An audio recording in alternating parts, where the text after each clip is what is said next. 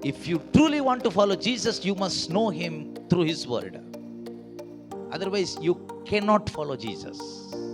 You can follow Christianity without following Jesus. Christianity follow ಮಾಡಬಹುದು, ಯೇಸುನ follow ಮಾಡದೆ. Today we are doing that. ನಾವು ಕ್ರಿಶ್ಚಿಯಾನಿಟಿನ follow ಮಾಡ್ತಾ ಇದೀವಿ. ಕ್ರಿಶ್ಚಿಯಾನಿಟಿ ಇಸ್ ಎ ರಿಲಿಜಿಯನ್, ಒಂದು ಧರ್ಮ. Gospel of John chapter number 16 verse 1.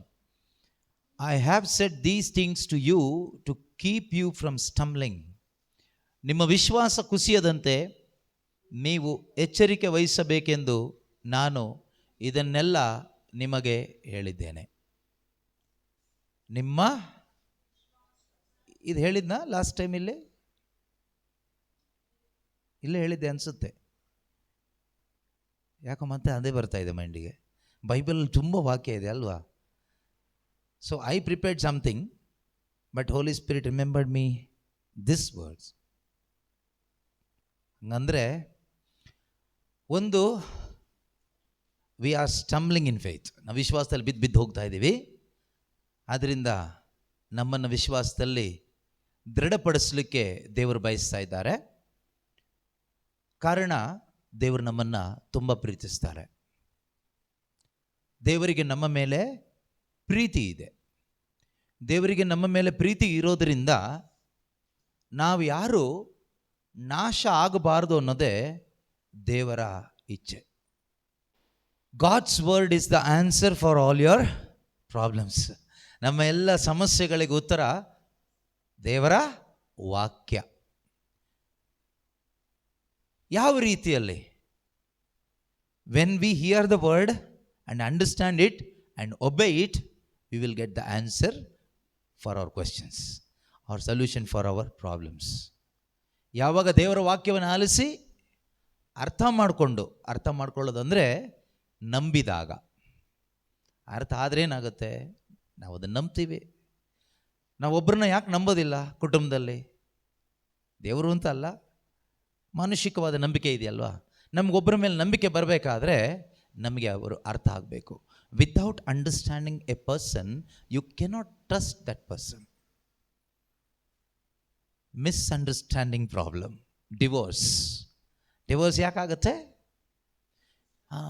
ನನ್ನ ಗಂಡಂಗೆ ನನ್ನ ಮೇಲೆ ನಂಬಿಕೆ ಇಲ್ಲ, ನನ್ನ ಹೆಂಡತಿಗೆ ನನ್ನ ಮೇಲೆ ನಂಬಿಕೆ ಇಲ್ಲ ಅಂತ ಹೇಳ್ತಾರೆ. ನಂಬಿಕೆ ಯಾಕಿಲ್ಲ? They don't understand each other. ಅವರಿಬ್ಬರ ಮಧ್ಯದಲ್ಲಿ ಏನಿಲ್ಲ? ಅಂಡರ್ಸ್ಟ್ಯಾಂಡಿಂಗ್ ಇಲ್ಲ. ಒಬ್ರನ್ನೊಬ್ಬರು ಅರ್ಥ ಮಾಡ್ಕೊಂಡಿಲ್ಲ. ಫಸ್ಟ್ ಏನು ಅಂತ ಅರ್ಥ ಮಾಡ್ಕೋಬೇಕು ಗೊತ್ತಾ? They are also human being. ಅವರು ಮನುಷ್ಯರು ಅಂತ ಅರ್ಥ ಮಾಡ್ಕೋಬೇಕು. ನಿನ್ನ ಗಂಡ ಒಬ್ಬ ಸಾಧಾರಣ ಮನುಷ್ಯ, ನಿನ್ನ ಹೆಂಡತಿ ಸಾಧಾರಣ ಮನುಷ್ಯರು. Your husband is N ordinary human being, your wife is N ordinary human being, not god. ದೇವರಲ್ಲ. ಯಾವಾಗ ನನ್ನ ಗಂಡ ದೇವರು, ನನ್ನ ಹೆಂಡತಿ ದೇವರು ಅನ್ನೋ ರೀತಿಯಲ್ಲಿ ನಾವು ಥಿಂಕ್ ಮಾಡ್ತೀವೋ, ಎಕ್ಸ್ಪೆಕ್ಟ್ ಮಾಡ್ತೀವೋ, ಫೇಲ್ ಆಗೋಗ್ತೀವಿ. ಅದರಿಂದ ಪ್ರೀತಿಯ ಸಹೋದರ ಸಹೋದರಿಯರೇ, ಮೊದಲು ನಾವು ಅರ್ಥ ಮಾಡಿಕೊಳ್ಳೋದು ತುಂಬ ಮುಖ್ಯ ಒಂದು ಕುಟುಂಬ ಜೀವಿತದಲ್ಲಿ. ಆಗ ನಮ್ಮ ಕುಟುಂಬ ಜೀವನ ಚೆನ್ನಾಗಿರುತ್ತೆ. You will have a firm happy family if you understand each other. ಗಂಡ ಮತ್ತು ಹೆಂಡತಿ ಒಬ್ಬರನ್ನ ಒಬ್ಬರು ಅರ್ಥ ಮಾಡಿಕೊಂಡು ಬದುಕಿದರೆ. ಈಗ ಗಂಡ ಹೆಂಡತಿ, ಹಸ್ಬೆಂಡ್ ವೈಫ್, ಅವ್ರನ್ನ ಅರ್ಥ ಮಾಡಿಸೋದು ಯಾರು? ಬೈಬಲ್. ದೇವರ ವಾಕ್ಯ ನಮ್ಗೆ ಅರ್ಥ ಮಾಡಿಸ್ಕೊಡುತ್ತೆ. ಮನುಷ್ಯನ ಸೃಷ್ಟಿ ಮಾಡಿದ ಯಾರು? ಸೊಸೈಟಿ ಅಲ್ಲ, ರಿಲಿಜಿಯನ್ ಅಲ್ಲ, ಯಾವುದೇ ಒಂದು ಜಾತಿ ಧರ್ಮ ಮನುಷ್ಯನನ್ನು ಉಂಟು ಮಾಡಿಲ್ಲ. ಸೊಸೈಟಿ ಮನುಷ್ಯನನ್ನು ಉಂಟು ಮಾಡಿಲ್ಲ. God is the creator of every human being. ದೇವರು ಮಾತ್ರನೇ ಪ್ರತಿಯೊಬ್ಬ ಮನುಷ್ಯನನ್ನ ಸೃಷ್ಟಿ ಮಾಡಿದ್ದು. ಆದ್ದರಿಂದ God alone knows every human being perfectly. ನಮ್ಮ ಬಗ್ಗೆ ಪರ್ಫೆಕ್ಟಾಗಿ ಗೊತ್ತಿರೋದು ಒಬ್ರಿಗೆ ಮಾತ್ರನೇ. ನಮ್ಮ ಪೇರೆಂಟ್ಸ್ಗೆ ಗೊತ್ತಿಲ್ಲ, because they are not our creator. They gave birth to us. ಅವ್ರು ನಮಗೆ ಜನ್ಮ ಕೊಟ್ಟರು, ಅವ್ರು ನಮ್ಮ ಸೃಷ್ಟಿಕರ್ತ ಅಲ್ಲ.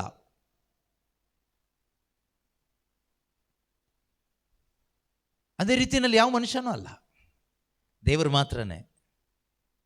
ಆದ್ದರಿಂದ ಪ್ರೀತಿಯ ಸಹೋದರ ಸಹೋದರಿಯರೇ, ನಿಮಗೆ ನಿಮ್ಮ ಬಗ್ಗೆ ಅರ್ಥ ಮಾಡ್ಕೊಳ್ಳಿಕ್ಕೂ, ನಿಮ್ಮ ಜೊತೆಲಿರುವ ನಿಮ್ಮ ಗಂಡ ಹೆಂಡತಿ ಮಕ್ಕಳು ಫ್ರೆಂಡ್ಸ್ ರಿಲೇಟಿವ್ಸ್ ಮನುಷ್ಯರ ಬಗ್ಗೆ ಇತರರ ಬಗ್ಗೆ ಅರ್ಥ ಮಾಡ್ಕೊಳ್ಳಿಕ್ಕೂ best way go through the word of God. ಮನುಷ್ಯನ ಅರ್ಥ ಮಾಡ್ಕೊಳ್ಳಿಕ್ಕೆ ಅವ್ರನ್ನ ನೋಡಿದರೆ ಅರ್ಥ ಆಗೋದಿಲ್ಲ, ಅವ್ರನ್ನ ಕೇಳಿದರೆ ಅರ್ಥ ಆಗೋದಿಲ್ಲ, ಅವ್ರ ಜೊತೆಗೆ ಬದುಕಿದ ಮಾತ್ರಕ್ಕೂ ಅರ್ಥ ಆಗೋದಿಲ್ಲ.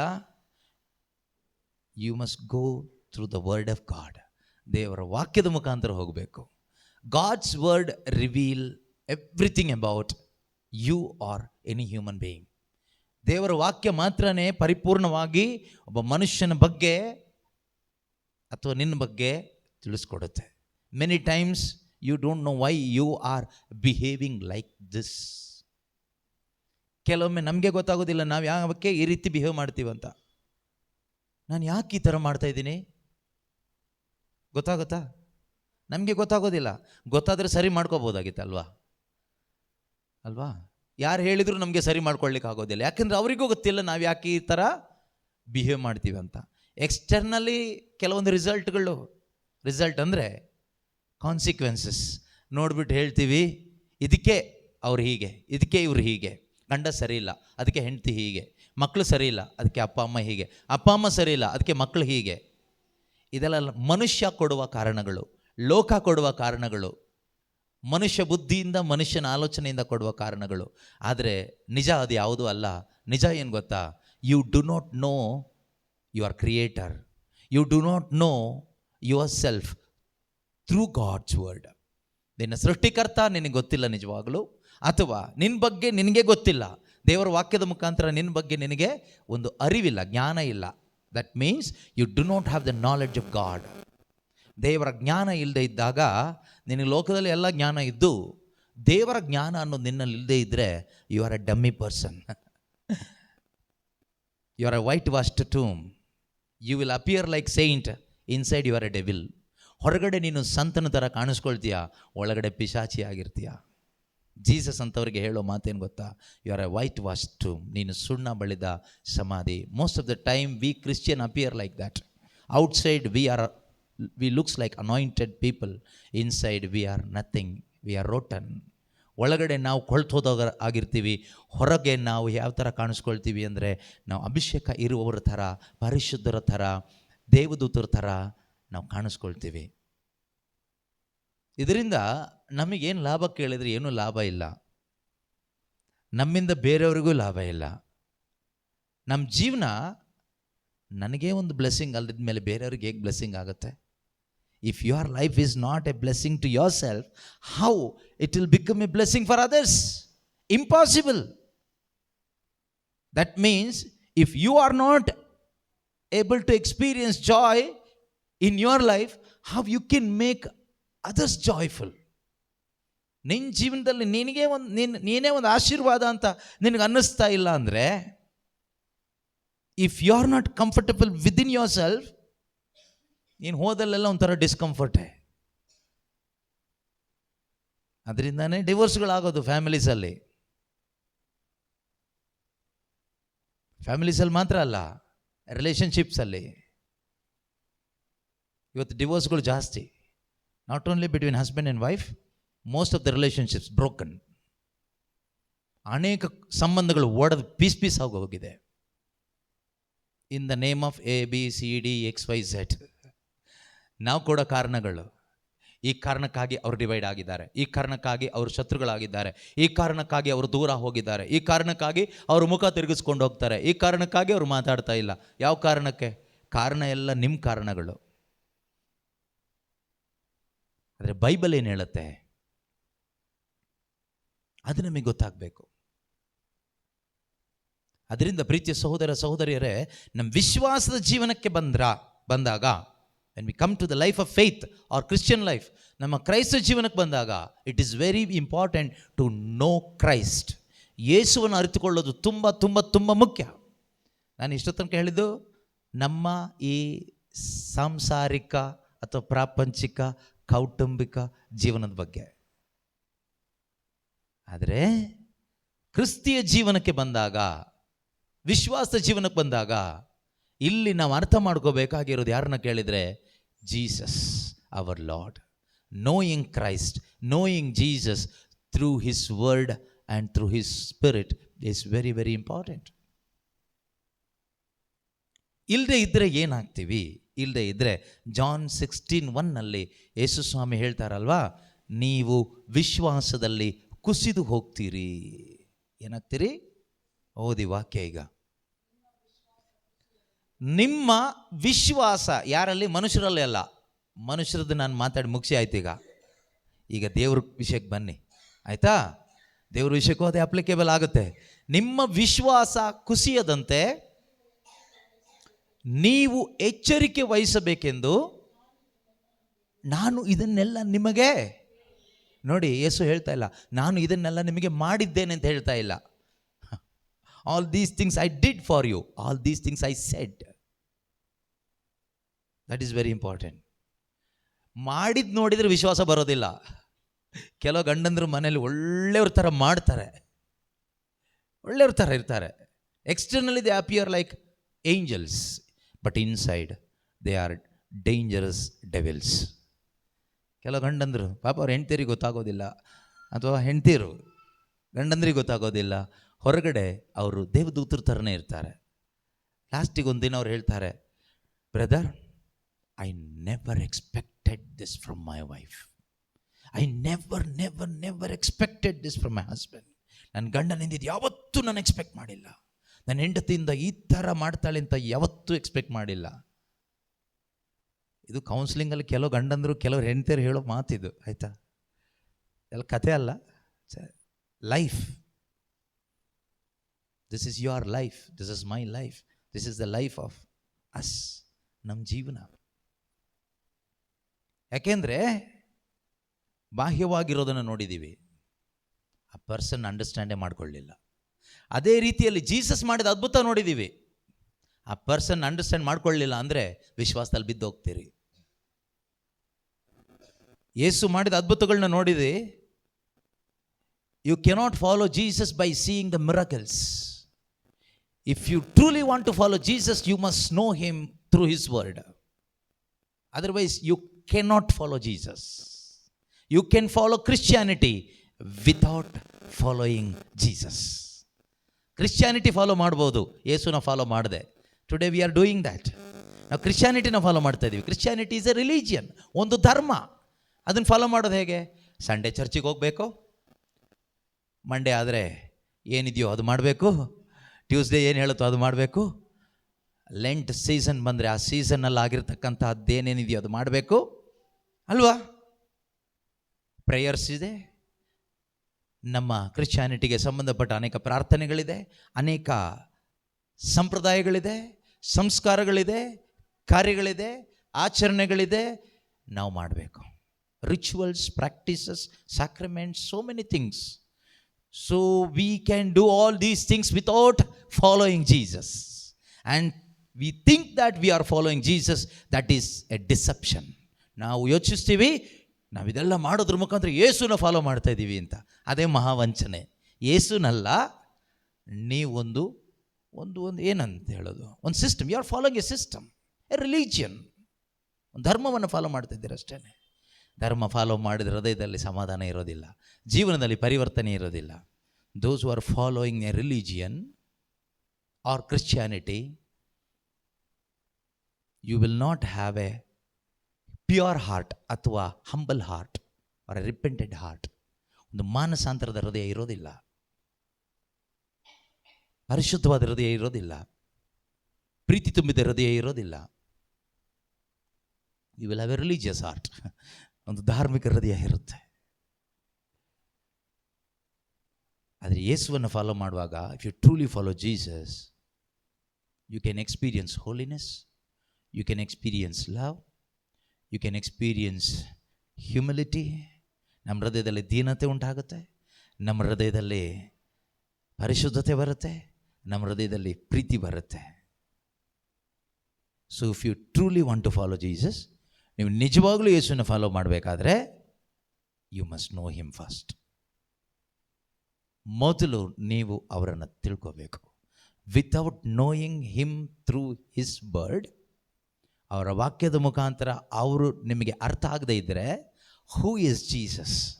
ಯೇಸು ಕೇಳ್ತಾರಲ್ವಾ, who do people say that I am? ನಾನು ಯಾರೆಂದು ಜನ ಹೇಳ್ತಾರೆ?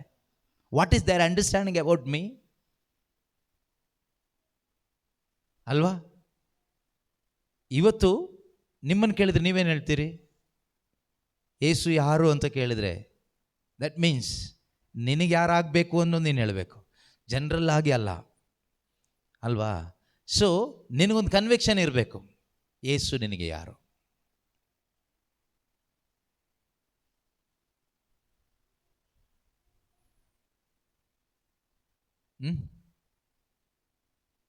ಈಗ ಇವರಿಬ್ರು husband wife. Your name brother? Santosh. ಈಗ ಸಂತೋಷ್ ನಮ್ಮ ಅನುಷಾಗೆ ಕೇಳ್ತೀನಿ, ಸಂತೋಷ್ ನಿಮಗೆ ಏನಾಗಬೇಕು?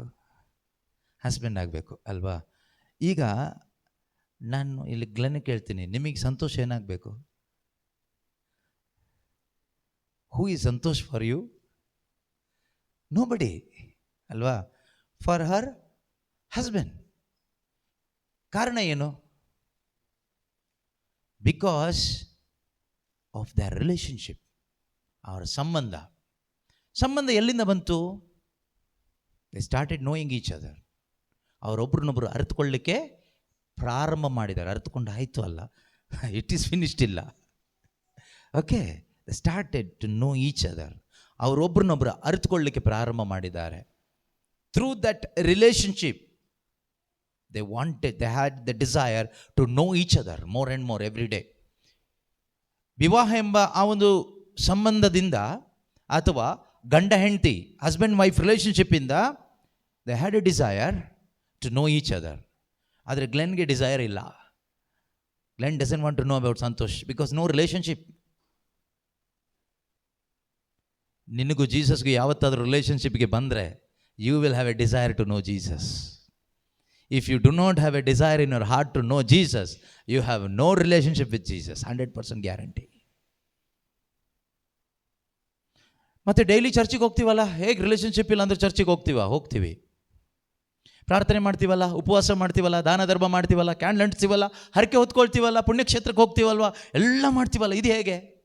You are following a religion. ನೀನೊಂದು ಧರ್ಮವನ್ನು ಅನುಸರಿಸ್ತಾ ಇದೆಯಾ ಅಷ್ಟೇ. ಪ್ರಾಮಾಣಿಕವಾಗಿ ನೀನು ಧರ್ಮವನ್ನು ಫಾಲೋ ಮಾಡ್ತಾ ಇದೆಯಾ? Like saint Paul before BC. He was following his religion faithfully. He was a faithful Jew. ಪ್ರಾಮಾಣಿಕ ನಿಷ್ಠಾವಂತ ಯಹೂದ್ಯನಾಗಿದ್ದ. ಒಬೇಯಿಂಗ್ ಆಲ್ ದ ರಿಚುವಲ್ಸ್, ಎಲ್ಲ ಥರದ ಧಾರ್ಮಿಕ ಆಚಾರ ವಿಚಾರಗಳನ್ನು, ಸಂಪ್ರದಾಯಗಳನ್ನ ಮಾಡ್ತಾ ಇದ್ದ. But no relationship with God. ದೇವರ ಜೊತೆಗೆ ಯಾವ ಸಂಬಂಧನೇ ಇಲ್ಲ. When he came to a relationship with Jesus, ಯೇಸುವಿನ ಜೊತೆಗೆ ಒಂದು ಸಂಬಂಧಕ್ಕೆ ಬಂದಾಗ, he had a desire, I want to know Jesus. The desire came in. ಅವನ ಒಳಗಡೆ ಒಂದು ಆಸೆ ಬಂತು. ಏನು? ಅಲ್ಲಿವರೆಗೂ ಕ್ಯಾಂಡಲ್ ಅಂಟಿಸ್ಬೇಕು, ಇವತ್ತು ಶುಕ್ರವಾರ ಕ್ಯಾಂಡಲ್ ಅಂಟಿಸ್ಬೇಕು, ಇವತ್ತು ವಿಭೂತಿ ಬುಧವಾರ ಬೂದಿ ಹಚ್ಕೊಂಡು ಬೂದಿಲಿ ಕುತ್ಕೋಬೇಕು, ಇವತ್ತು ಶುಕ್ರವಾರ ಇವತ್ತು ಮಾಂಸ ತಿನ್ನಬಾರ್ದು, ಉಪವಾಸ ಇರಬೇಕು, ಇವತ್ತು ಭಾನುವಾರ ಇವತ್ತು ಚರ್ಚಿಗೆ ಹೋಗಲೇಬೇಕು, ಇವತ್ತು ಶುಭ ಶುಕ್ರವಾರ, ಇವತ್ತು ಯಾರು ಮಾತಾಡಬಾರ್ದು, ಟಿ ವಿ ಮೊಬೈಲ್ ಫೋನ್ ಎಲ್ಲ ಆಫ್ ಆಗಿರಬೇಕು. ಇದು ಪ್ರಾರ್ಥನೆ ಟೈಮ್, ಪ್ರಾರ್ಥನೆಯಲ್ಲಿ ಹೀಗೆ ಪ್ರಾರ್ಥಿಸಬೇಕು. 108 ನಿಯಮಗಳು, ಆಚಾರ ವಿಚಾರಗಳು, ಬಾಹ್ಯ ಆಚರಣೆಗಳು, system we follow like saint Paul before Christ. ಆದರೆ he never knew that God. ಆ ದೇವರನ್ನ ಯಾವತ್ತೂ ಅವನು ಅರಿತಿಲ್ಲ. ಯಾಕೆ ಅಂದರೆ ಆ ದೇವರ ಸಂಬಂಧಕ್ಕೆ ಆವತ್ತೂ ಯಾವತ್ತೂ ಬಂದಿಲ್ಲ. ನಮ್ಮಲ್ಲೂ ಅನೇಕರಿದ್ದೀವಿ. ನಮ್ಮಲ್ಲಿ ಅಂದರೆ ಕ್ರಿಶ್ಚಿಯಾನಿಟಿಯಲ್ಲಿ ಆ್ಯಂಡ್ ಕರಿಸ್ಮ್ಯಾಟಿಕ್ ಗ್ರೂಪ್ಗಳಲ್ಲಿ. ಕರಿಸ್ಮ್ಯಾಟಿಕ್ಸಲ್ಲೂ ಅನೇಕರಿದ್ದೀವಿ. ಹಲ್ಲೆಲೂಯಾ, ಪ್ರೈಸ್ ದಿ ಲಾರ್ಡ್, ಯೇಸುವೇ ಸ್ತೋತ್ರ, hallelujah hallelujah. Without knowing that Jesus we are saying hallelujah, praise the Lord, thank you Jesus, praise you Jesus, hallelujah. We know few words in the Bible. We know some songs. ಕೆಲವು ಹಾಡುಗಳು ಗೊತ್ತು, ಕೆಲವು ವಾಕ್ಯಗಳು ಗೊತ್ತು. We think that we know Jesus. That is a deception. Just because you know Bible, just because you know few songs about Jesus doesn't mean that you know Jesus. ಬೈಬಲ್ನಲ್ಲಿ ಕೆಲವೊಂದು ವಾಕ್ಯಗಳು ಅಥವಾ ಅನೇಕ ವಾಕ್ಯಗಳು, ಕೆಲವೊಂದು ಕ್ರಿಸ್ತಿಯ ಗಾನಗಳು ಗೊತ್ತಿರೋದ್ರಿಂದ ಅದರ ಅರ್ಥ ಅವರಿಗೆ, ಆ ವ್ಯಕ್ತಿಗೆ ಯೇಸು ಗೊತ್ತಾಗಿದ್ದಾರೆ ಅಂತಲ್ಲ, ಅಥವಾ ನನಗೆ ಯೇಸು ಅರಿವಾಗಿದ್ದಾರೆ ಅಂತಲ್ಲ. ದೇವರು ತಮ್ಮ ವಾಕ್ಯದ ಮುಖಾಂತರವಾಗಿ ತಮ್ಮ ಪುತ್ರನನ್ನು ನಮಗೆ ಪ್ರಕಟಪಡಿಸಿ ಕೊಡೋದು ಯಾವಾಗ ಗೊತ್ತಾ? ನಾವು ಯಾವಾಗ ಯೇಸುವಿನಲ್ಲಿ ಬರ್ತೀವೋ ಅದಾದ ಮೇಲೇ, ಆ ರಿಲೇಷನ್ಶಿಪ್ಗೆ ಬಂದ ಮೇಲೇ. ಇಬ್ಬರು ಫ್ರೆಂಡ್ಸ್ ಆ ಫ್ರೆಂಡ್ ಅನ್ನೋ ರಿಲೇಷನ್ಶಿಪ್ಪಿಗೆ ಬರ್ತಾರೆ, ತಂದೆ ಮಗ ಅನ್ನೋ ರಿಲೇಷನ್ಶಿಪ್ಪಿಗೆ ಬರ್ತಾರೆ. ಈಗ ಈ ಮನೆಯಲ್ಲಿ ತಂದೆ ಇರ್ಬೋದು, ತಾಯಿ ಇರ್ಬೋದು, ಆದರೆ ನಿಮ್ಮ ಬಗ್ಗೆ ನಾನು ತಿಳ್ಕೊಳ್ಳೋ ಅಗತ್ಯ ಇಲ್ಲ, because I have no relationship with you. ಆದರೆ ಈ ಮನೇಲಿರೋ ಮಕ್ಕಳಿಗೆ ಅಗತ್ಯ ಇದೆ, ಅವ್ರ ಅಪ್ಪ ಅಮ್ಮನ ತಿಳ್ಕೋಬೇಕು ಅನ್ನೋದಕ್ಕಿಂತ you will be able to know your parents, your children, and you will have the desire to know them more and more. ಅವ್ರ ಬಗ್ಗೆ ಇನ್ನೂ ತಿಳ್ಕೊಳ್ಳಲಿಕ್ಕೆ ನಿಮ್ಗೆ ಆಸೆ ಬರುತ್ತೆ. ಯಾಕೆಂದರೆ ಸಂಬಂಧ ಆಸೆಯನ್ನು ಉಂಟು ಮಾಡುತ್ತೆ. That relationship creates desire. ಅದೇ ರೀತಿ ಯೇಸುವಿನಲ್ಲಿ ಬಂದಾಗ ನಮ್ಮಲ್ಲಿ ಆಸೆ ಉಂಟಾಗುತ್ತೆ. ಯಾವ ಆಸೆ ಉಂಟಾಗುತ್ತೆ? ಫಿಲಿಪ್ಪಿ 3:10 ಪೌಲರು ಹೇಳ್ತಾರಲ್ವಾ, ಏನು ಆಸೆ? ಓದಿ ನೋಡೋಣ. ಫಿಲಿಪ್ಪಿಯರಿಗೆ ಬರೆದ ಪತ್ರಿಕೆ ಅಧ್ಯಾಯ 3 ವಾಕ್ಯ 10. ಯೇಸುವನ್ನ ಯಾರನ್ನು ಅರಿಯಬೇಕು? ಯೇಸುವನ್ನ ಅರಿಯಬೇಕು, ಅವರ ಪುನರುತ್ಥಾನದ ಪ್ರಭಾವವನ್ನು ಅನುಭವಿಸಬೇಕು, ಅವರ ಯಾತನೆಯಲ್ಲಿ ಪಾಲುಗೊಳ್ಳಬೇಕು. ನೋಡಿ, ಎಷ್ಟೊಂದು ಆಸೆ ಬಂತಲ್ವಾ, ಎಷ್ಟೊಂದು ಆಸೆ ಬಂತು.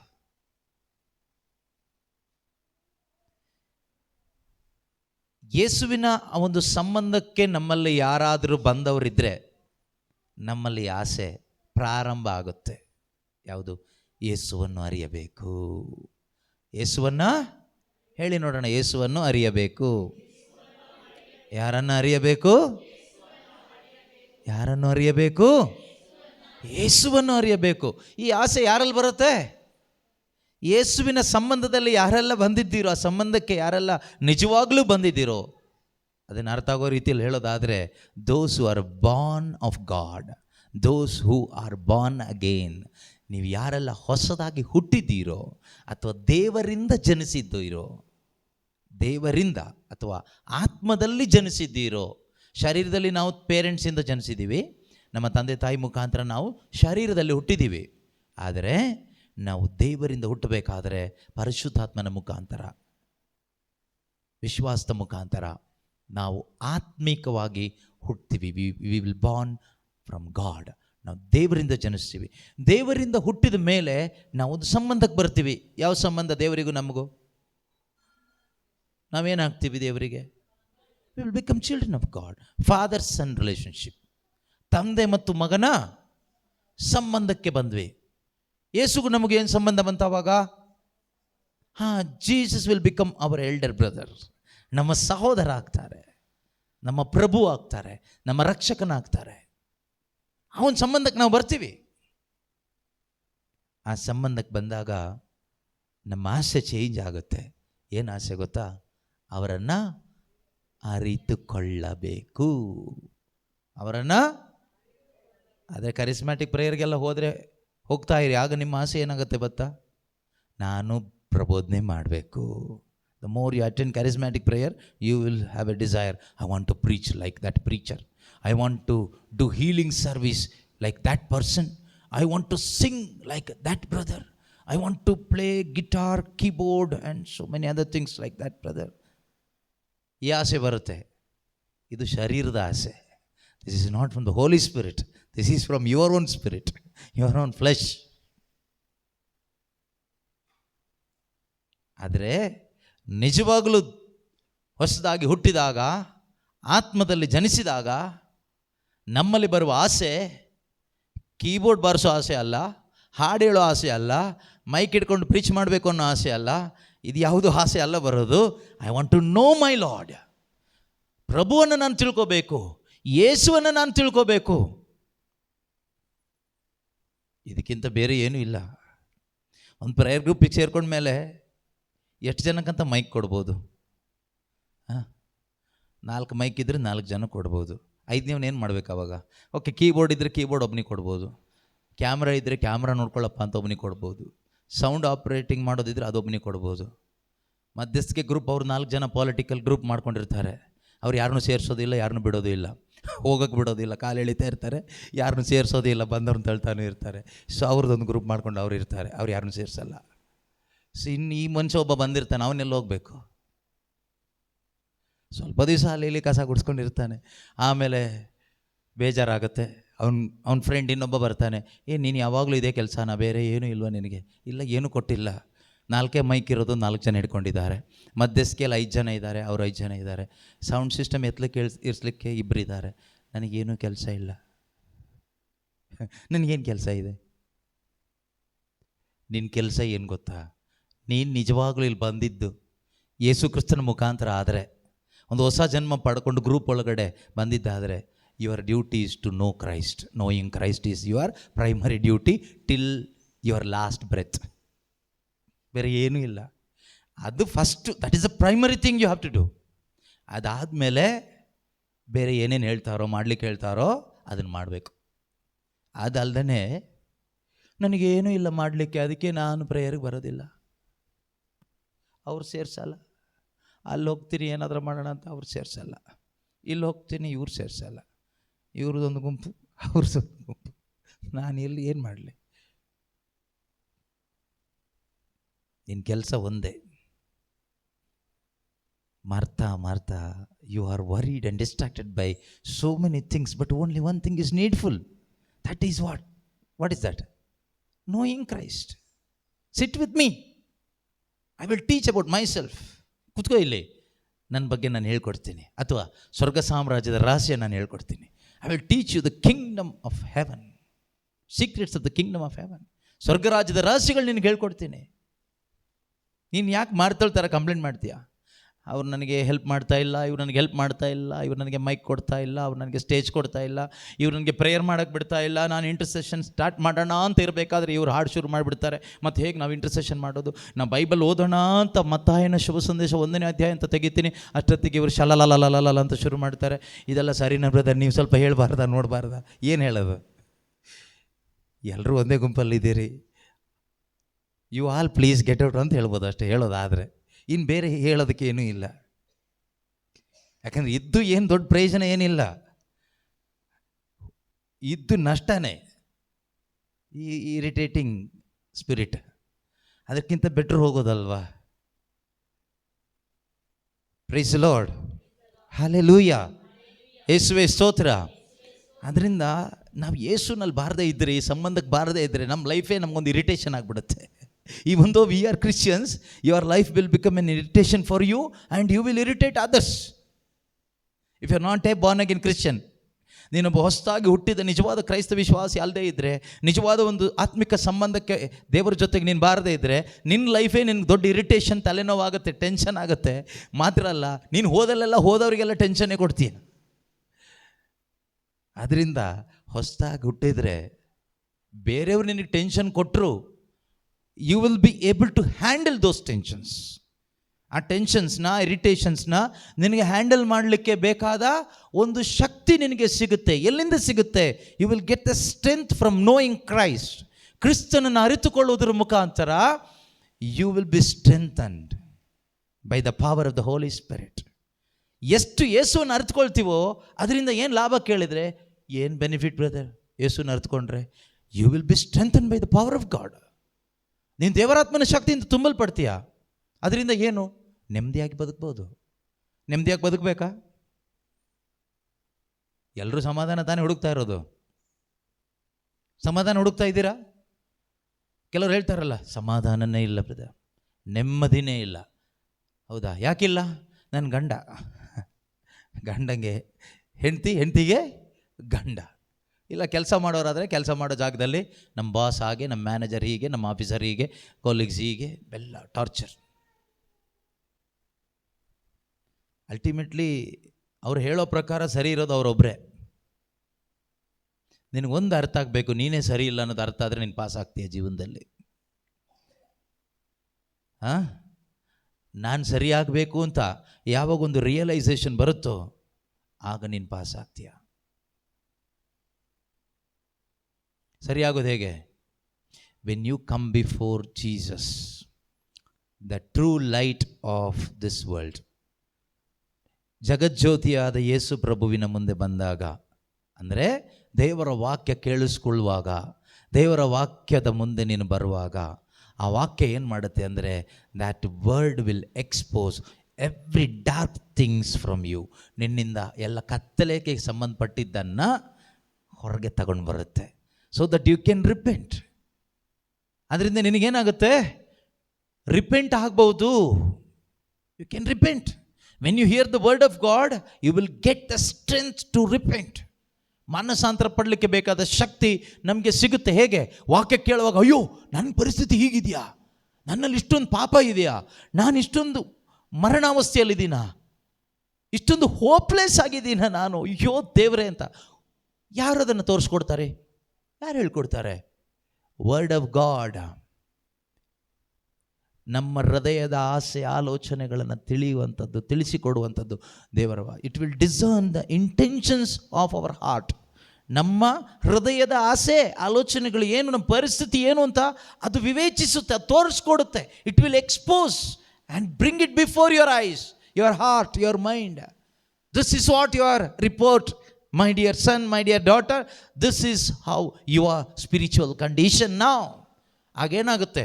ಆಸ್ಪತ್ರೆಗೆ ಹೋಗಿ ಎಲ್ಲ ರಿಪೋರ್ಟ್ ಬಂದು ಕ್ಯಾನ್ಸರ್ ಇದೆ ಅಂತ ಗೊತ್ತಾದರೆ ಏನು ಮಾಡ್ತೀವಿ? ಇರಲಿ ಬಿಡು ಪರವಾಗಿಲ್ಲ ಅಂತ ಮನೆಗೆ ಹೋಗ್ತೀವಾ? ಇಲ್ಲ ಡಾಕ್ಟ್ರೇ ಪ್ಲೀಸ್, ಎಷ್ಟು ದುಡ್ಡು ಖರ್ಚಾದರೂ ಪರವಾಗಿಲ್ಲ, ಐ ವಾಂಟ್ ಟು ಲೀವ್, ಬದುಕಬೇಕು. ಆಗ ನಾವೇನು ಮಾಡ್ತೀವಿ? ನಿತ್ಯ ಮರಣಕ್ಕೆ ಹೋಗ್ತೀವಿ. Will go to hell permanently. You will be separated from God. Once you understand this, you will go to Jesus and say, Lord Jesus, have mercy on me. What shall I do? Jesus will say, ಯೇಸು ಹೇಳ್ತಾರೆ, ಏನು ಹೇಳ್ತಾರೆ ಗೊತ್ತಾ? I will not punish you, go and sin no more. ನಾನು ನಿನಗೆ ಶಿಕ್ಷೆ ವಿಧಿಸೋದಿಲ್ಲ, because I have come to save you and forgive you. ನಾನು ಬಂದಿರೋದು ನಿನ್ನನ್ನು ಕ್ಷಮಿಸೋದಕ್ಕೆ, ನಿನ್ನನ್ನು ರಕ್ಷಿಸೋದಕ್ಕೆ. I am the saviour of the world. ನಾನು ಲೋಕಕ್ಕೆ ರಕ್ಷಕ. ಆದ್ದರಿಂದ ನಾನು ನಿನ್ನನ್ನು ರಕ್ಷಿಸ್ತೀನಿ, ನಿನ್ನ ಪಾಪನೆಲ್ಲ ಕ್ಯಾನ್ಸಲ್ ಮಾಡ್ತೀನಿ. ಹೋಗು, ಸಮಾಧಾನವಾಗಿ ಬದುಕೋ, ಇನ್ನು ಮುಂದೆ ಪಾಪ ಮಾಡಬೇಡ. ಯೇಸು ಹತ್ರ ಬಂದರೆ ಏನು ಸಿಗುತ್ತೆ? ಸಮಾಧಾನ ಸಿಗುತ್ತೆ. ಚರ್ಚಿಗೆ ಬಂದರೆ ಏನು ಸಿಗುತ್ತೆ ಕೇಳಬೇಡಿ, ನನಗೆ ಗೊತ್ತಿಲ್ಲ ಏನು ಸಿಗುತ್ತೆ ಅಂತ. ಒಬ್ಬೊಬ್ರಿಗೆ ಏನೇನೋ ಸಿಗುತ್ತೆ ಅಂತ ಹೇಳ್ತಾರೆ. ಧ್ಯಾನಕ್ಕೆ ಹೋದರೆ ಏನು ಸಿಗುತ್ತೆ ನಂಗೆ ಗೊತ್ತಿಲ್ಲ, ಏನೇನೋ ಸಿಗ್ಬೋದು. But if you truly meet Jesus, ಯೇಸುನ ಭೇಟಿ ಆದರೆ, ಆ ಚರ್ಚಲ್ಲೋ, ಧ್ಯಾನ ಕೇಂದ್ರದಲ್ಲೋ, ಬಸ್ ಸ್ಟ್ಯಾಂಡಲ್ಲೋ, ರೋಡ್ ಸೈಡಲ್ಲೋ, ರೈಲ್ವೆ ಟ್ರ್ಯಾಕಲ್ಲೋ, ಮನೆಯಲ್ಲೋ, ರೂಮಲ್ಲೋ, ಬೆಡ್ರೂಮಲ್ಲೋ, ಎಲ್ಲೋ, if you truly meet Jesus, ನಿನಗೇನು ಸಿಗುತ್ತೆ ಕೇಳಿದರೆ, you will receive peace. Because he is the prince of peace. ಅವರು ಸಮಾಧಾನದ ಅರಸನಾಗಿದ್ದಾರೆ. ಆದ್ದರಿಂದ ಅವ್ರನ್ನ ನೀನು ಭೇಟಿ ಆದರೆ ಅವರಲ್ಲಿರುವ ಸಮಾಧಾನ ನಿನಗೆ ಸಿಗುತ್ತೆ. ಆದರೆ ಪ್ರೀತಿಯ ಸಹೋದರ ಸಹೋದರಿಯರೇ, ಏನು ಯೇಸು ಕ್ರಿಸ್ತರ ಆ ಸಂಬಂಧಕ್ಕೆ ನಾವು ಬರ್ತೀವಲ್ವಾ, ಆ ಸಂಬಂಧದಲ್ಲಿ ನಾವು ಕೊನೆ ತನಕ ನಿಲ್ಲಬೇಕಾದ್ರೆ ನಮ್ಮನ್ನು ನಿಲ್ಲಿಸೋದೇ ವಿಶ್ವಾಸ. ನಮ್ಮನ್ನು ನಿಲ್ಲಿಸೋದೇನೋ ವಿಶ್ವಾಸ. ಅದಕ್ಕೆ ಯೇಸು ಹೇಳಿದ್ದು, ನಾನು ಇದನ್ನೆಲ್ಲ ಯಾಕೆ ನಿಮಗೆ ಹೇಳ್ತಾ ಇದ್ದೀನಿ ಅಂದರೆ, why I am saying all these things to you. ಯಾಕೆ ನಿನಗೆ ಇದನ್ನೆಲ್ಲ ಸೇಯಿಂಗ್, ಡೂಯಿಂಗ್ ಅಲ್ಲ, so that you may not stumble. ನೀನು ಬೀಳಬಾರ್ದು, ನೀನು ಬೀಳಬಾರ್ದು. ಹಾಗಾದರೆ ಒಬ್ಬ ಮನುಷ್ಯ, ಒಬ್ಬ ವಿಶ್ವಾಸಿ, ಮನುಷ್ಯ ಅಲ್ಲ, ಒಬ್ಬ ವಿಶ್ವಾಸಿ, ವಿಶ್ವಾಸಕ್ಕೆ ಬಂದ ಮೇಲೆ, ದೇವರ ಮಗನಾದ ಮೇಲೆ ಅವನು ಬೀಳಬಾರ್ದಾದರೆ ಅವನು ಕೇಳುವವನಾಗಿರಬೇಕು. ಏನು ಕೇಳಬೇಕು? ದೇವರು ಹೇಳುವ ಮಾತುಗಳನ್ನು ಆಲಿಸಲಿಕ್ಕೆ ಒಂದು ಕಿವಿ ಬೇಕು, ಮನಸ್ಸು ಬೇಕು. ಟೈಮ್ ಇಲ್ಲ ಅಂದರೆ ಅದರ ಅರ್ಥ ಏನು ಗೊತ್ತಾ? ಅದರ ಅರ್ಥ ಯು ಆರ್ ಟ್ರ್ಯಾಪ್ಡ್ ಅಂತ ಅರ್ಥ. You are trapped. Brother, I don't have time. My dear brother, my dear sister, you are trapped. You are deceived. You are under the influence of the evil power. ಸೈತಾನನ ಒಂದು ಸ್ವಾಧೀನಕ್ಕೆ ಸಿಕ್ಕಾಕೊಂಡೆ, ವಂಚನೆಗೊಳಗಾದೆ, ಸಿಕ್ಕಾಕೊಂಡೆ ನೀನು ಅಂತ ಅರ್ಥ. ಯಾವುದಕ್ಕೆ time ಇಲ್ಲ ಅಂದರೆ ಯೇಸು ಹೇಳ್ತಾರಲ್ಲ, ಓನ್ಲಿ ಒನ್ ಥಿಂಗ್ ಈಸ್, ಹೇಳ್ತಾರಾ? ಎಲ್ಲಿ ಹೇಳ್ತಾರೆ? ಎಲ್ಲಿ ಹೇಳ್ತಾರೆ ಸುನೀತಕ್ಕ? ಅಗತ್ಯವಾದದ್ದು ಒಂದೇ ಒಂದು ಅಂತ ಯೇಸು ಹೇಳ್ತಾರಾ? ಎಲ್ಲಿ ಹೇಳ್ತಾರೆ? ಬೈಬಲಲ್ಲಿ ಹೇಳ್ತಾರೆ. ಕರೆಕ್ಟ್ ಹೇಳಿದ್ರಿ ಬಿಡಿ. God bless you. ನೀವು ತುಂಬ ಚೆನ್ನಾಗಿ ಬೈಬಲ್ ಸ್ಟಡಿ ಮಾಡಿದ್ದೀರಾ. ಲೂಕನ ಶುಭ ಸಂದೇಶ 10ನೇ ಅಧ್ಯಾಯ 41. ಅಂತ ಬ್ರದರ್ ನಿಮಗೆ ಸ್ಪೆಷಲ್ ಕ್ಲಾಸ್ ಆಮೇಲೆ ತಗೊಳ್ತಾರೆ. ನನ್ನ ಮರ್ಯಾದೆ ತೆಗಿಯಕ್ಕೆ ಮುಂದೆ ಕೂತ್ಕೊಂಡಿದ್ಯಾ ಸುನೀತಾ? ಅಗತ್ಯವಾದದ್ದು ಒಂದೇ ಒಂದು ಎಲ್ಲಿದೆ? ಬೈಬಲಲ್ಲಿದೆ. ಬೈಬಲಲ್ಲಿ ಎಲ್ಲಿದೆ ಅದು ಯಾಕೆ ಹೇಳಲಿಲ್ಲ ಕೇಳ್ತಾರೆ. ಆಗ ಉತ್ತರ ನೀವೇ ಕೊಟ್ಕೊಳ್ಳಿ, ನನಗೆ ಸಂಬಂಧ ಇಲ್ಲ. ಈಗ ನೀವು ಓದಿ ಲೂಕ 10:41. ಯೇಸು ಆಕೆಗೆ, ಯಾರಿಗೆ? ಮಾರ್ತಳಿಗೆ ಅನ್ನೋಕ್ಕಿಂತ ಈ ಟೆನ್ಷನ್ ಅಂತ ಬಂದಲ್ಲ ಅವಳಿಗೆ.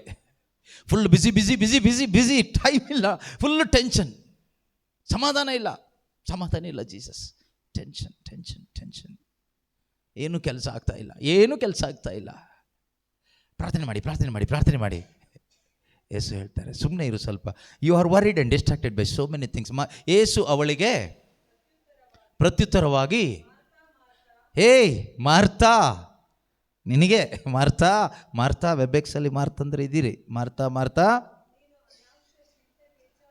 ನೀನು ಅನಾವಶ್ಯ ಚಿಂತೆ ಪೇಚಾಟಗಳಿಗೆ ಒಳಗಾಗಿರುವೆ, ಆದರೆ ಅಗತ್ಯವಾದದ್ದು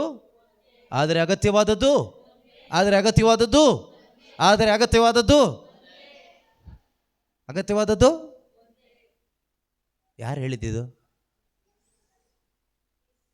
ಅವ್ರು ಯಾರು? The creator of the universe, the saviour of the world. ಸೃಷ್ಟಿಕರ್ತ, ಎಲ್ಲ ಸೃಷ್ಟಿ ಮಾಡಿದ ದೇವರು. You are creator. ನಿನ್ನನ್ನು ಸೃಷ್ಟಿ ಮಾಡಿದವರು, ನಿನ್ನ ಬಗ್ಗೆ ಎಲ್ಲ ಗೊತ್ತಿರುವವರು. He knows A to Z about you. ನಿನ್ನ ಬಗ್ಗೆ A to Z ಗೊತ್ತಿರುವವರು. ನಿನ್ನ ಟೆನ್ಷನ್, ನಿನ್ನ ಪ್ರಾಬ್ಲಮ್, ನಿನ್ನ ಸಿನ್ ಎಲ್ಲ ಗೊತ್ತಿರುವ ದೇವ್ರು ಹೇಳ್ತಾರೆ, my dear child, only one thing is needful for you. ನಿನಗೆ ಅಗತ್ಯವಾದದ್ದು ಒಂದೇ.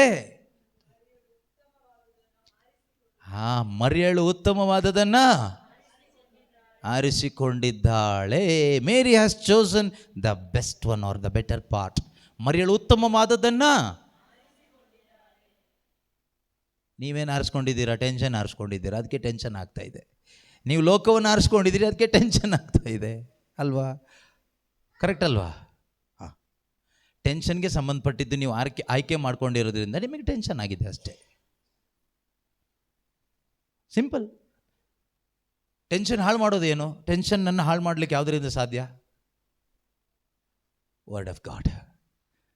Only through the word of God you will be free from all tensions, anxiety, worries.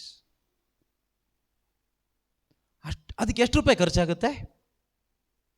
ಎಷ್ಟು ಹಣ ಖರ್ಚಾಗುತ್ತೆ? 1 ರೂಪಾಯಿ ಖರ್ಚಾಗೋದಿಲ್ಲ. ನಿನಗೆ ವಿಶ್ವಾಸ ಬೇಕು. ದೇವರ ವಾಕ್ಯದಲ್ಲಿ ದೇವರ ಶಕ್ತಿ ಇದೆ ಎಂಬ ವಿಶ್ವಾಸ ನಿನಗಿದ್ರೆ ನಿನಗೆ ಟೈಮ್ ಸಿಗುತ್ತೆ. ಆ ಡಾಕ್ಟ್ರ್ ಹತ್ರ ಹೋದರೆ ಅವರು ಒಳ್ಳೆ ಟ್ರೀಟ್ಮೆಂಟ್ ಕೊಡ್ತಾರೆ, ಕಾಯಿಲೆ ವಾಸಿ ಆಗುತ್ತೆ ಅಂತ. ಆ ಡಾಕ್ಟ್ರ್ ಮೇಲೆ ನಿನಗೆ ನಂಬಿಕೆ ಇದ್ದರೆ ನೀನು ಕಷ್ಟಪಟ್ಟು ಟೈಮ್ ಮಾಡಿಕೊಂಡು ರಜಾ ಹಾಕಿ ಆ ಡಾಕ್ಟ್ರ್ ಹತ್ರ ಹೋಗ್ತೀಯಾ, ಆ ಡಾಕ್ಟ್ರನ್ನ ಭೇಟಿ ಆಗ್ತೀಯಾ, ಟ್ರೀಟ್ಮೆಂಟ್ ತಗೊಳ್ತೀಯಾ, ವಾಸಿ ಆಗುತ್ತೆ. ಅದೇ ಥರ if you truly trust in Jesus, ಯೇಸುವನ್ನು ನಿಜವಾಗಲೂ ನಂಬೋದಾದರೆ, ಅವರ ವಾಕ್ಯದಲ್ಲಿ ನಿನಗೆ ನಿಜವಾದ ನಂಬಿಕೆ ಇರೋದಾದರೆ, ಖಂಡಿತವಾಗಲೂ you will make a choice. ನೀನೊಂದು ಆಯ್ಕೆ ಮಾಡ್ತೀಯ. ಮೇರಿ ಹ್ಯಾಸ್ ಚೋಸನ್, ಮರಿಯಳು ಆರಿಸಿಕೊಂಡಿದ್ದಾಳೆ ದ ಬೆಟರ್ ಥಿಂಗ್, ಉತ್ತಮವಾದದ್ದನ್ನು ಆರಿಸ್ಕೊಂಡ್ಲು. ನೀವು ಡಿಸೈಡ್ ಮಾಡಬೇಕು ಪ್ರೀತಿಯ ಸಹೋದರ ಸಹೋದರಿಯರೇ. ವಿಶ್ವಾಸಕ್ಕೆ ಬಂದ ಮೇಲೆ ಎಡವಿ ಬಿತ್ತು ಹೋಗ್ತಾ ಇದ್ದರೆ ಮತ್ತೆ ಗಟ್ಟಿಯಾಗಿ ನಿಂತ್ಕೊಳ್ಳಲಿಕ್ಕೆ ಒಂದೇ ದಾರಿ, ಯೇಸುವಿನ ಮಾತು. ಏನು ಮಾಡಬೇಕೀಗ? ಕಳೆದ ಬರ್ನಿಂಗ್ ಬುಷ್ 2ನಲ್ಲಿ ಕೇಳಿಸ್ಕೊಂಡ್ವಿ. ದೇವರ ವಾಕ್ಯ ಜ್ಞಾಪಕ ಇಟ್ಕೋಬೇಕಾದ್ರೆ ಏನು ಮಾಡಬೇಕು? ಏನೆಲ್ಲ ಮಾಡಬೇಕು ಅಂತೆ? ಓದಬೇಕು. ಓದಿದ ತಕ್ಷಣ ಮಾರ್ಕ್ ಮಾಡಬೇಕಾ? ಅಲ್ಲ. ಓದಿ ನೀನು ಪ್ರಾರ್ಥಿಸು, ದೇವರೇ ಇದೇನು, ಆಗ ನಿನಗೆ ಅದು ವೈಯಕ್ತಿಕವಾಗಿ ದೇವರು ಮಾತಾಡ್ತಾರೆ. Then mark it. ಆಮೇಲೆ read it, pray it, then mark it, then you will be able to live it. ಜೀವಿಸು. ಅದಾದಮೇಲೆ ಶೇರ್ ಇಟ್, ಹಂಚಿರಿ. ಆಗ ಏನಾಗುತ್ತೆ? ವಾಕ್ಯ ಒಳಗಡೆ ಉಳಿಯುತ್ತೆ. ನಮ್ಮೊಳಗಡೆ ವಾಕ್ಯ ಯಾಕೆ ಉಳಿಯೋದಿಲ್ಲ? We are sharing dirty things of this world every day. ಈ ಲೋಕದ ಬೇಡದೇ ಇರೋದೆಲ್ಲ ಶೇರ್ ಮಾಡ್ತೀವಿ. ಅವ್ರು ಹಾಗೆ, ಇವ್ರು ಹೀಗೆ, ಅವನು ಹಾಗೆ, ಇವಳು ಹೀಗೆ, ಆ ಫ್ಯಾಮಿಲಿ ಹೀಗೆ, ಈ ಫ್ಯಾಮಿಲಿ ಹೀಗೆ, ಅವ್ರ ಮಕ್ಕಳು ಸರಿ ಇಲ್ಲ, ಇವ್ರ ಪೇರೆಂಟ್ಸ್ ಸರಿ ಇಲ್ಲ, ಅವ್ರ ಹಸ್ಬೆಂಡ್ ಸರಿ ಇಲ್ಲ, ಆ ಊರವ್ರು ಸರಿ ಇಲ್ಲ, ಆ ಬೀದಿಯವ್ರು ಸರಿ ಇಲ್ಲ. ಇದೇ ನಾವು ಶೇರ್ ಮಾಡೋದು. ಇದರಿಂದ ಪ್ರಾಬ್ಲಮ್ ಏನಾಗುತ್ತೆ? What you are sowing you will reap. You are planting all the evil things and you will reap the same thing in your family, in your own life. ನಿನ್ನ ಸ್ವಂತ ಜೀವನದಲ್ಲಿ, ಕುಟುಂಬದಲ್ಲಿ ಅದನ್ನೇ ಕೊಯ್ತೀಯ. Start sowing good seeds so that you will have good harvest. ನಿನ್ನ ಜೀವಿತದಲ್ಲಿ ಒಳ್ಳೆಯ ಬೀಜಗಳನ್ನ ಬಿತ್ತನೆ ಮಾಡು, ಒಳ್ಳೆಯ ಬೆಳೆ ಕೊಯ್ತೀಯ. ಏನು ಬಿತ್ತನೆ ಮಾಡಬೇಕು? ಒಳ್ಳೆಯ ಬೀಜ ಯಾವುದು? ಒಳ್ಳೆಯ ಬೀಜ ಒಂದೇ ಒಂದು, that is the word of God. Good seed is God's word, nothing else. ಒಳ್ಳೆಯ ಬೀಜ ಯಾವುದು? ಮರಿಯಳು ಉತ್ತಮವಾದದ್ದನ್ನು ಆರಿಸಿಕೊಂಡಿದ್ದಾಳೆ. ಉತ್ತಮವಾದದ್ದು ಯಾವುದು? Jesus. Jesus means the word. ನಿಮ್ಮ ಜೀವನದಲ್ಲಿ ನೀವು ಉತ್ತಮವಾದದ್ದನ್ನು ಆರಿಸ್ಕೊಂಡ್ರೆ ನಿಮ್ಮ ಜೀವನನೂ ಉತ್ತಮವಾಗಿರುತ್ತೆ. ಉತ್ತಮವಾದದನ್ನು ಕೊಯ್ತೀರಿ. ಕಲಬೆರಕೆ ಮಾಡಬೇಡಿ, ಕಲಬೆರಕೆ ಮಾಡಬೇಡಿ. ಉತ್ತಮವಾದದ್ದನ್ನೇ ಯಾವಾಗಲೂ ಬಿತ್ತನೆ ಮಾಡಿ, ಆಗ ಒಳ್ಳೆ ಫಲಗಳು ಯಾವಾಗಲೂ ಬರುತ್ತೆ. ಅದು ಯಾರು ತೀರ್ಮಾನ ಮಾಡಬೇಕು? ನನ್ನ ಜೀವನ ಚೆನ್ನಾಗಾಗಬೇಕು ಅಂತ ಯಾರು ಡಿಸೈಡ್ ಮಾಡಬೇಕು? ಫಸ್ಟ್ ಅಲ್ವಾ? ದೇವರಿಗೆ ಚಿತ್ತ ಇದೆಯಾ? ನಿನಗೆ ಇಂಥ ಗತಿ ಬರಲಿ ಎಂದಲ್ಲ, ನಿರೀಕ್ಷೆ ಇರಲಿ ಅಥವಾ ಒಳ್ಳೇದಾಗಲಿ ಎಂದೇ ನಾನು ಆಲೋಚನೆ ಇಟ್ಕೊಂಡಿದ್ದೀನಿ. ಈಗ ಆಲೋಚನೆ ಮತ್ತೆ ಮಾಡಬೇಕಾದವ್ರು ಯಾರು? ನಾನು ಮಾಡಬೇಕು. ಆಲೋಚನೆ ಮಾಡಿದ್ದೀನಿ ಅಂತ ಹೇಳ್ಬಿಟ್ಟು ಸುಮ್ಮನೆ ನಿದ್ದೆ ಮಾಡ್ತಾ ಕೂತ್ಕೊಂಡ್ರೆ ಆಗುತ್ತಾ? ಆಗಲ್ಲ ಅಲ್ವಾ? ಸೊ ನಾನೀಗ ಅಡುಗೆ ಮಾಡಬೇಕು ಅಂತ ಆಲೋಚನೆ ಮಾಡ್ಕೊಂಡು ಮನೇಲಿ ಮಲ್ಕೊಬಿಟ್ರೆ ಅಡುಗೆ ಆಗುತ್ತಾ? ಆಮೇಲೆ ಬಂದಾಗ ಹೇಳ್ತೀರಿ, ಅಯ್ಯೋ ನಾನು ನಿಮಗೆ ಬಿರಿಯಾನಿ ಕೊಡಬೇಕು ಅಂತ ಆಲೋಚನೆ ಮಾಡಿದ್ದೆ ಬ್ರದರ್, ಏನು ಮಾಡೋದು, ನಿದ್ದೆ ಮಾಡಿಬಿಟ್ಟೆ. ಅವಾಗ ಬಿರಿಯಾನಿ ತಿನ್ನೋಕ್ಕಾಗುತ್ತೆ ನನಗೆ? ಆಗಲ್ಲ. ನಿಮ್ಮ ಆಲೋಚನೆಯಿಂದ ನನಗೇನು ಲಾಭ? ಯೂಸ್ಲೆಸ್ ಆಲೋಚನೆ ಅಲ್ವಾ? ಆ ಥರ ಆಲೋಚನೆ ಮಾಡಿದರೆ ಇವತ್ತೇನಾದರೂ ಅವರು ಯೋಚನೆ ಮಾಡ್ತಿದ್ದಾರೆ, ಅಯ್ಯೋ ಹಾಗೆ ಆಲೋಚನೆ ಮಾಡಿದ್ವಲ್ಲ ಇವತ್ತು, ಅದು ಇದು ಬ್ಯುಸಿಯಾಗಿ ಮಾಡೋಕ್ಕೆ ಆಗಿಲ್ಲ. ನಾವು ಆಲೋಚನೆ ಮಾಡಿದ್ದು ಅವ್ರಿಗೆ ಗೊತ್ತಾಗ್ಬಿಡ್ತು ಅಂತ ಅವ್ರು ಯೋಚನೆ ಮಾಡ್ತಿದ್ದಾರೆ. ನೀವು ಆಲೋಚನೆ ಮಾಡಿದ್ದಲ್ಲ ಅದು. ಸೊ ಆ ಥರ ದೇವರ ವಿಷಯದಲ್ಲಿ, ದೇವರ ವಾಕ್ಯದ ವಿಷಯದಲ್ಲಿ ನಾವು ಆಲೋಚನೆ ಮಾಡ್ಕೊಂಡು ಕೂತ್ಕೊಂಡ್ರೆ ಆಗೋದಿಲ್ಲ. We have to put it into practice. ಯಾವುದು ಇಂಪಾರ್ಟೆಂಟೋ ಅದಕ್ಕೆ ಇಂಪಾರ್ಟೆನ್ಸ್ ಕೊಡಿ. What is important, give importance to that. What is important? Jesus, God's word. ಒಬ್ಬ ಕ್ರೈಸ್ತ ವಿಶ್ವಾಸಿ ಜೀವನದಲ್ಲಿ ಇಂಪಾರ್ಟೆಂಟ್ ಯಾವುದು? ಯೇಸು. ಅದಕ್ಕೆ ಇಂಪಾರ್ಟೆನ್ಸ್ ಕೊಡಿ, ಆಗ ಜೀವನ ಚೆನ್ನಾಗಿರುತ್ತೆ. ಒಂದು ಕುಟುಂಬದಲ್ಲಿ, ಕುಟುಂಬ, family, who is important there? ಸ್ವಲ್ಪ ಕನ್ಫ್ಯೂಷನ್ ಆಗುತ್ತಲ್ವಾ? ಅಮ್ಮ ಇಂಪಾರ್ಟೆಂಟ್ ಅಂತ ನೋಡಿ, ಅವ್ರ ಅಮ್ಮ ಆಗಿದ್ದಕ್ಕೆ. Who is important in the family? Who is the head of the family? He is important there. ಆ ಕುಟುಂಬದ ತಲೆ ಯಾರೋ ಅವರೇ ಇಂಪಾರ್ಟೆಂಟ್. ಬೈಬಲ್ ಪ್ರಕಾರ ತಲೆ ಯಾರು ಕೇಳಿದರೆ ಗಂಡ, husband is the head of the family. Every wives, if you give importance to your husband in your family life, you will have a happy family.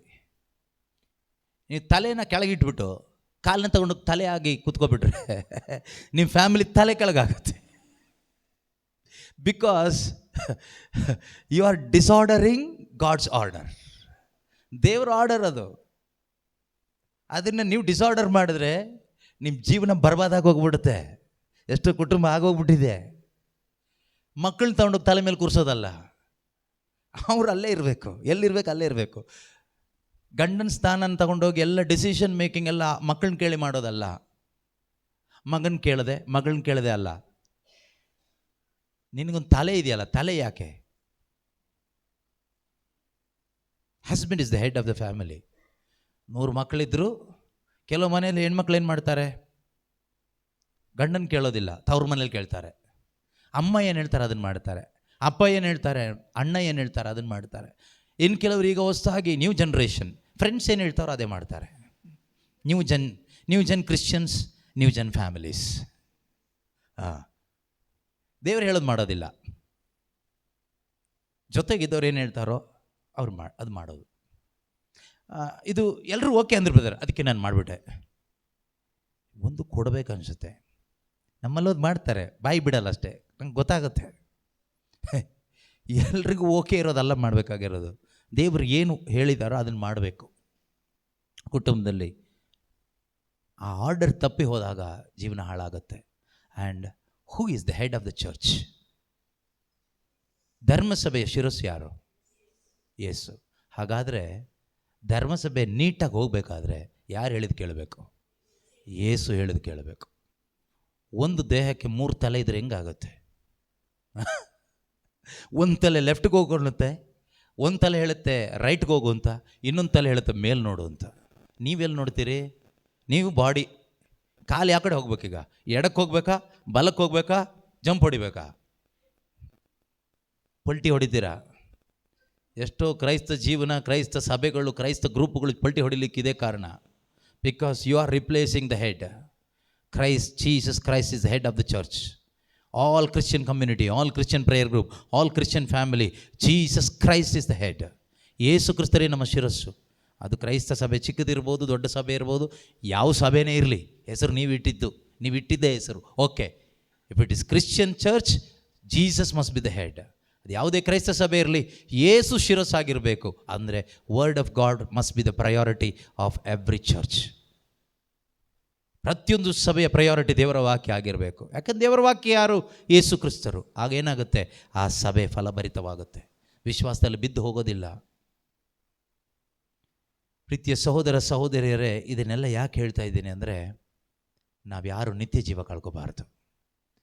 ದೇವರು ಮನುಷ್ಯನಾಗಿ ಬಂದು ನಮ್ಮೆಲ್ಲರ ಪಾಪವನ್ನು ತಮ್ಮ ಮೇಲೆ ಹೊತ್ಕೊಂಡು ಶಿಲುಬೆ ಮೇಲೆ ಸತ್ತು ಸಮಾಧಿಯಾಗಿ 3ನೇ ದಿನ ಪುನರುತ್ಥಾನರಾದರು.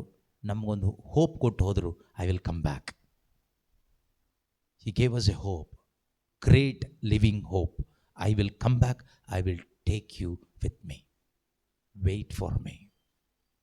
ಈ ಹೋಪ್ ಕೊಟ್ಟು ಹೋದರು, ನಿತ್ಯ ಜೀವದ ನಿರೀಕ್ಷೆ ಕೊಟ್ಟು ಹೋದರು. ನಾವು ಯಾರು ನಿತ್ಯ ಜೀವ ಕಳ್ಕೋಬಾರ್ದು, ಅದಕ್ಕೋಸ್ಕರ ಇದೆಲ್ಲ ಹೇಳ್ತಾ ಇರೋದು. ನಾವು ಯಾರೂ ಕೂಡ ನಿತ್ಯತೆ ಕಳ್ಕೋಬಾರ್ದು. ಆದ್ದರಿಂದ ನಾವು ಹೊಸದಾಗಿ ಹುಟ್ಟಬೇಕು, ಆ ಹೊಸ ಸಂಬಂಧಕ್ಕೆ ಬರಬೇಕು, ಯೇಸುವನ್ನು ಅರಿತುಕೊಳ್ಬೇಕು, ಯೇಸುವಿನ ವಾಕ್ಯಕ್ಕೆ ಬೆಲೆ ಕೊಡಬೇಕು. ಯೇಸು ಮಾತ್ರನೇ ನಮ್ಮ ಕ್ರೈಸ್ತ ಜೀವನದ, ನಮ್ಮ ಕ್ರೈಸ್ತ ವಿಶ್ವಾಸದ ಶಿರಸ್ಸಾಗಿ ಕೊನೆ ತನಕ ಇರಬೇಕು. ಪ್ರತಿದಿನ ಅವರನ್ನೇ ಆಯ್ಕೆ ಮಾಡಿಕೊಂಡು ಬದುಕಬೇಕು. ಆಗ ನಾವು ಬಿದ್ದು ಹೋಗೋದಿಲ್ಲ, ನಾವು ದೃಢವಾಗಿ ನಿಂತ್ಕೊಳ್ಳಲಿಕ್ಕೆ ಸಾಧ್ಯವಾಗ್ತದೆ.